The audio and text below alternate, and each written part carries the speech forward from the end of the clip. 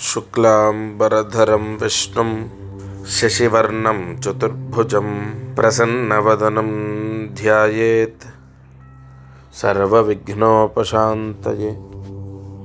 అగజానన పద్మార్కం గజాననమహర్నిశం అనేకదంతం భక్తానాం ఏకదంతముపాస్మహే.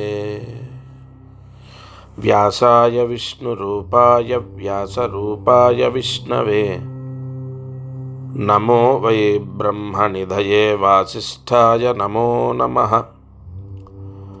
కూజంతం రామ రామేతి మధురం మధురాక్షరం ఆరుహ్య కవితాశాఖాం వందే వాల్మీకికోకిలం. స్మృతిస్మృతిపురాణానాం ఆలయం కరుణాలయం నమామి భగవత్పాదశంకరం లోకశంకరం. వాగర్ధావివ సంపృక్తౌ వాగర్ధప్రతిపత్తయే జగతః పితరౌ వందే పార్వతీ పరమేశ్వరౌ. శ్రీ మహాగణాధిపతయే నమః. శ్రీ మహాసరస్వత్యై నమః. శ్రీ గురుభ్యో నమః. హరి ఓం. మారుతి అనుగ్రహం ప్రారంభః. శోభకృత నామ సంవత్సరం ఉత్తరాయణం శిశిర ఋతౌ మాఘమాసం పక్షం కృష్ణపక్షం తిథి ద్వాదశి రాత్రి 10:30 వరకు. ఉత్తరాషాఢ నక్షత్రం ఉదయం 10:12 వరకు. వర్జము మధ్యాహ్నం 2 గంటల నుండి 3:30 వరకు. 7వ తారీఖు మార్చి నెల గురువారం. వార దుర్ముహూర్తం ఉదయం 10 గంటల నుండి 10:48 వరకు. మార్చ్ 7వ తారీఖు ద్వాదశి తిథి. ఈరోజు రాహుకాలము మధ్యాహ్నం 1:30 నుండి 3 గంటల వరకు. యమగండము ఉదయం 6 గంటల నుండి 7:30 వరకు. పంచాంగ వివరము ఋషివ్యాఖ్యము ద్వాదశి గురువారం ఉత్తరాషాఢ నక్షత్రం.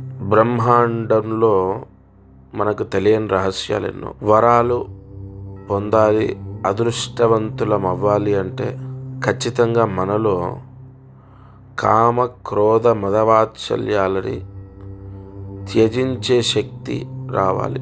ఒకటి, మీరు ఈ కామక్రోధ మదవాత్సల్యాలని త్యజించే శక్తి రావాలి అంటున్నానంటే అది చాలా ముఖ్యమైన మాట, గుర్తుపెట్టుకోండి. క్రోధము, కోపము, ఈర్ష, అసూయ, ద్వేషం, కామం, ఆశ ఇవన్నీ చాలా మనిషి పతనానికి దారితీస్తాయి. వీటిని గురించి క్లుప్తంగా చెప్తాను. ఇతరుల కుటుంబం గురించి దుర్భాషలాడటము, నిందించడము చాలా పెద్ద దోషం. కోరిక మనది కాదు అని తెలిసిన కోరికతో పొందాలనేటటువంటి ఆశ ఉండడం దోషం. నేను మదము విపరీతమైన అహంకారం ఉండడం, నేనే అనే భావన ఉండడం దోషం. కోపం ద్వారా వచ్చే అమంగళ శబ్దం నోటి నుంచి బయటకు వచ్చే పచ్చి బూతులు, అమంగళ శబ్దం దోషం.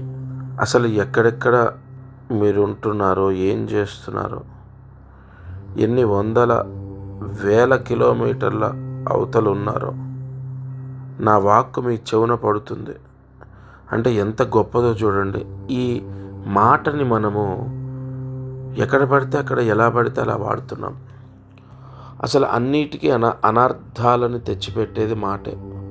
అబద్ధం ఆడతాం, అబద్ధముతో సంపాదిస్తాం, ఇతరుల పిల్లలని నిందిస్తాం, మానసిక తృప్తిని పొందుతాం. నిందించడం మాట, పచ్చి బూతులు మాట్లాడతాం మాట, కోపం ద్వారా వచ్చే అరుపు శబ్దం మాట. ఇలా చాలా వాక్కు. అందుకే నిజంగా వాగ్దేవి ఇవాళ ఒక మహా అద్భుతం. నిజంగా వారి బంధువుని నేను, వారి బంధుత్వాన్ని పొందాను అని గర్వపడుతున్నాను. అసలు అమ్మవారు ఎంత వరం ఇచ్చిందండి వారికి. నాకు ఎంత వాగ్దేవి కటాక్షం అంటే ఇది కదా అనిపించింది నాకు ఇవాళ. పరమేశ్వర గద్యాన్ని ఆయన చదువుతుంటే నిజంగా ఈశ్వరానుగ్రహం లేకపోతే సాధ్యం అవ్వదనిపించింది. పూర్తిగా పరమేశ్వరానుగ్రహం నిజంగా అది వింటే కలుగుతుంది. నేను ఆ అనుభూతిని పొందాను. మహానుభావుడు, ఆయనకు నమస్కారం. ఆయన బంధువునైనందుకు నేను గర్వపడుతున్నాను. అంత గొప్పగా ఈశ్వర నామాన్ని అంటే ఈశ్వర గద్యాన్ని పలకొచ్చు అని ఆ శబ్దం విన్నప్పుడు అనిపించింది. 2-3 సందర్భాల్లో వారితో మాట్లాడాను, వారిని చూశాను. ఇవాళ నమస్కరించాను, ఆయనలో ఉన్న అమ్మవారిని నమస్కరించాను. సత్య స్వరలహరి, మీరు యూట్యూబ్లో ఆ ఛానల్ సత్య స్వరలహరి, అందులో ఈ పరమేశ్వర గద్యం మహాశివ గద్యము అని ఉంటుంది. రేపు మహాశివరాత్రి కదా, ఖచ్చితంగా వినండి.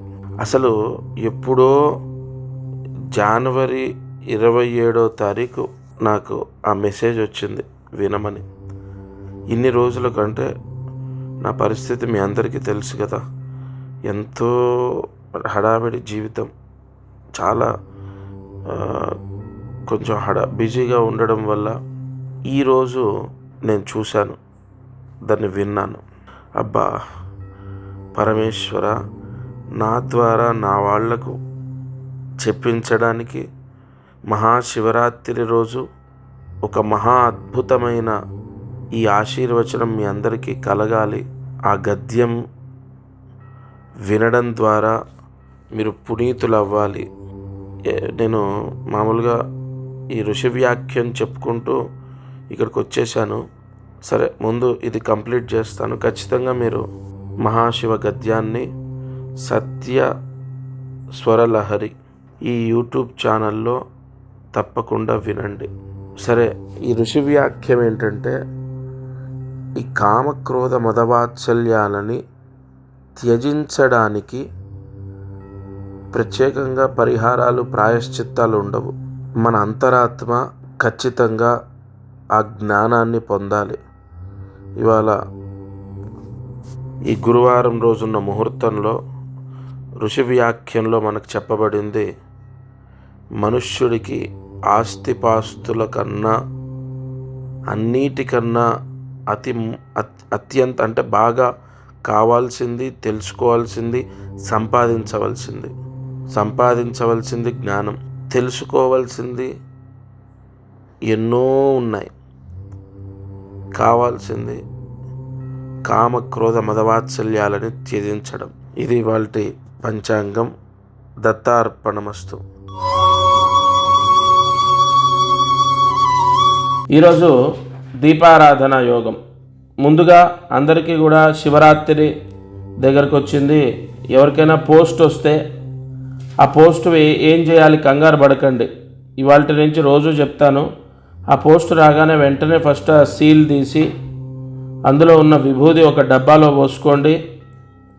అలాగే అందులో ఒక రుద్రమణి వెండిది తాయెత్తు ఉంటుంది, అది ఒక నల్ల దారంలో, ఇప్పుడు మామూలుగా మెళ్ళో తాయెత్తు కట్టాలంటే మనం ఏం చేస్తాం, నల్ల దారంలో ఎక్కిస్తాం కదా, ఆ నల్ల దారంలో దూర్చి మెళ్ళో కట్టుకుంటాం కదా, అలా పరమేశ్వరుడికి మెడలో దండలాగా వేయండి నల్ల దారంతో. వెంటనే దానికి ముహూర్తం ఏముండదు. మళ్ళీ అది ఎప్పుడు పోస్ట్ వస్తే అప్పుడు తెల్లారి, ఇవాళ పోస్ట్ వచ్చింది రేపు, నిన్న పోస్ట్ వచ్చింది ఇవాళ, అలా అయితే అది శంకరుడికి దేవుడి పటానికి వేసేయండి.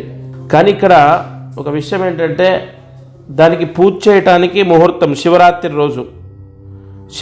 రోజు నేను పంపించిన విభూది మంత్రభస్మం విభూదితో ఉదయం లేదా మధ్యాహ్నం లేదా సాయంత్రం ఆ రుద్రమణి ఆ తాయెత్తుకి పూజ చేయండి. ఆ విభూది వేయండి. వేస్తూ కుబేర అష్టోత్తరం చదువుతూ పూజ చేయండి, లేదా కుబేర అష్టోత్తరం వింటూ పూజ చేయండి. తప్పనిసరిగా ఇది పూజా విధానం. ఖచ్చితంగా అది శివుడి మెడలో పటంలా, ఆ పటానికి దండలాగా వేయాలి. శివుడి పటానికి శివరాత్రి రోజు పూజ చేయాలి. ఆ పూజ చేసిన విభూది ఇంట్లో అందరూ నీళ్ళలో కలుపుకొని తాగండి. అది అయిపోయేంత వరకు ఒక జలం అంటే మీరు తాగే నీళ్ళలో కలుపుకొని తాగండి.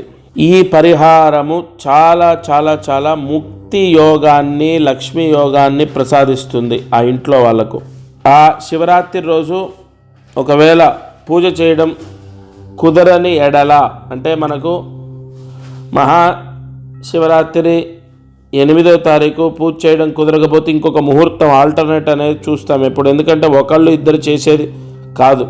అయితే దీనికి అత్యంత లక్ష్మీ యోగాన్ని ప్రసాదింపజేసేది, అట్టి శుభ ఫలితాన్ని ప్రసాదింపజేసేది ఆరుద్ర నక్షత్రం సోమవారం 18వ తారీఖు. ఆరుద్ర నక్షత్రం అంటే శంకరుడి నక్షత్రం, అందులో సోమవారం కలయిక చాలా పవర్ఫుల్. 18 second option. 8వ తారీఖు కుదరకపోతే 18 మార్చి సోమవారం రోజు చేసుకోవాలి. అది విభూతితో కుబేర అష్టోత్తరంతో పూజ చేసి ఆ విభూతి నీళ్ళలో కలుపుకొని తాగాలి. ఒకేసారి విభూతి అంతా తాగమని చెప్పట్లేదు. రోజు కొంచెం ఇంట్లో వాళ్ళందరూ విభూతి నీళ్ళలో కలుపుకొని తాగవచ్చు, లేదా రోజు భస్మంలాగా పెట్టుకోవచ్చు. ముహూర్త బలం.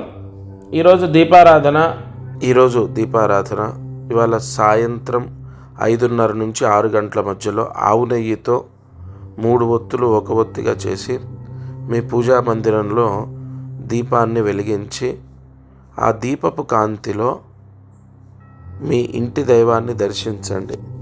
ఆ దర్శించిన తర్వాత మీ పిల్లల గురించి ఏదైనా ఒక శరణాగతి, అంటే ఆ ఇంటి దైవానికి మీ పిల్లల గురించి నమస్కారం చేసుకోండి. తప్పనిసరిగా నెరవేరుతుంది, ఆ యోగాన్ని పొందుతారు. ఎందుకు అంటే ఉత్తరాషాఢ నక్షత్రము దేవదేవతలకు ఎంతో ప్రీతి, పిల్లల్ని సంపూర్ణంగా రక్షిస్తుంది. జయ గురు దత్తాత్రేయ. కార్యసిద్ధి. ఈరోజు కార్యసిద్ధి మహామంత్రం చెప్పే ముందు అదృష్టమైశ్వర్యము ఇవాళ నేను ఎందుకు చెప్పలేదంటే, ఆల్రెడీ మీకు నేనంటే ఆ మహాశివ గద్యం విని ఒక పునీతుడిని అయిపోయి, అంటే తొందరలో చెప్పేశాను. ఇంకా అసలు అదృష్టమైశ్వర్యంలో చెప్పాలి, అది ఒక మహా అద్భుతం. ఇవాళ అదృష్టమైశ్వర్యం, లక్ష్మీ యోగం, మీరు ఆ మహాశివ గద్యం వినటం అంతే. సరే, ఈ కార్యసిద్ధి మంత్రాన్ని రాసుకోండి. ఓం ద్రాం లక్ష్మీ నివాస రూపాయ నమః. ఓం ద్రాం లక్ష్మీ నివాస రూపాయ నమః. ఓం ద్రాం లక్ష్మీ నివాస రూపాయ నమః. ఈ మంత్రాన్ని 10 సార్లు రాసి 108 మార్లు జపించండి. తప్పకుండా ఈరోజున్న ముహూర్తంలో ఈ మంత్ర జపం ఉద్యోగ యోగాన్ని ప్రసాదిస్తుంది. ఇది వాటి మారుతి అనుగ్రహం. దత్తార్పణమస్తు. అందరికీ నమస్కారం. ప్రతిరోజు ఈ కార్యక్రమాన్ని వీక్షిస్తున్న వాళ్లకు గమనిక, మనం చేసే పరిహారాలన్నీ సామూహికంగా అందరికీ చెప్పబడినటువంటివి. ఇక్కడ ఒక విషయాన్ని మీరు గ్రహించాలి.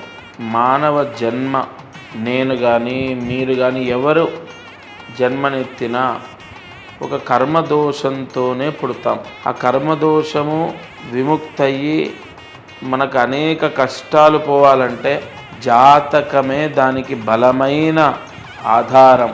కావున ఎవరైతే ఈ ఛానల్ చూస్తున్నారో వాళ్ళకు విపరీతంగా, అంటే ఈ ఛానల్ చూడండి, దీంట్లో చెప్పిన పరిహారాలు చేయండి, ఓకే, అయినా కూడా మీ కష్టాలు తొలగలేదు, లేదా విపరీతంగా కష్టాలున్నాయి, ఇంట్లో సమస్యలు ఉన్నాయి, అమ్మాయి విషయంలో అబ్బాయి విషయం, ఇలా అనేక విషయాల్లో సమస్యలు ఉన్నాయి అన్నప్పుడు తప్పకుండా మీ జాతకాన్ని పరిశీలింప చేయించండి.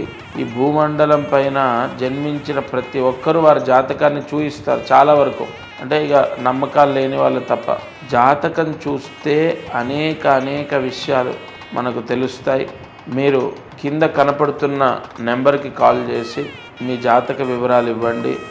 తప్పకుండా నేరుగా నేనే స్వయంగా మీతో మాట్లాడతాను. జై గురు దత్తాత్రేయ.